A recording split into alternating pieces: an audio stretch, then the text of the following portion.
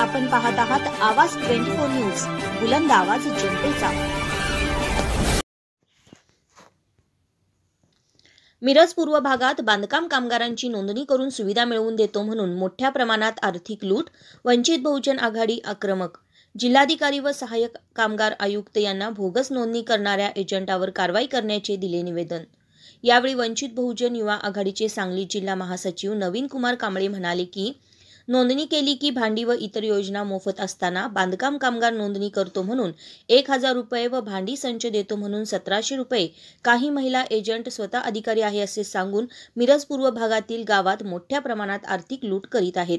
त्यांना शोधून त्यांच्यावर कारवाई करून लोकांचे पैसे परत करावेत व यामागे कोण सूत्रधार आहे त्यांच्यावर फौजदारी गुन्हा दाखल करावा अशी मागणी जिल्हाधिकारी व सहाय्यक कामगार आयुक्त सांगली यांच्याकडे केली आहे।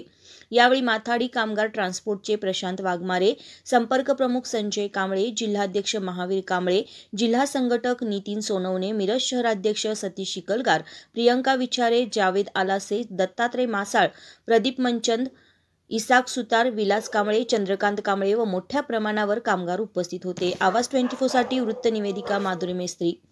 वंचित बहुजन आघाडी सांगली जिल्हा यांच्या वतीने सांगली जिल्ह्याचे अध्यक्ष महावीर दादा कांबळे तसेच वंचित बहुजन आघाडी ट्रान्सपोर्ट युनियनचे अध्यक्ष संजय कुमार कांबळे साहेब यांच्या अंडरखाली जिल्हाधिकारी सांगली येथे मोर्चाचं आयोजन केलेलं आहे। मोर्चाचा विषय सांगली जिल्ह्यामध्ये बांधकाम कामगारांची नोंदणी करते म्हणून नोंदणीचे भरमसाठ पैसे आकारण्यात येत आहेत। यासोबतच बांधकाम कामगारांना भांडी संच मिळवून देतो तसेच इतर साहित्य मिळवून देतो म्हणून भरमसाठ पैशाची मागणी करण्यात येत आहे। अशा बोगस नोंदणी करणाऱ्या महिला तसेच पुरुष कर्मचाऱ्यांच्यावरती गुन्हा नोंद करून याच्या मागे कोण सूत्रधार आहे याची सखोल चौकशी करावी म्हणून हे आंदोलन या ठिकाणी करण्यात येत आहे। तरी अशा स्पष्ट बेधडक बातम्यांसाठी आमच्या आवाज 24 न्यूज चॅनलला लाईक, शेअर आणि सबस्क्राईब करा।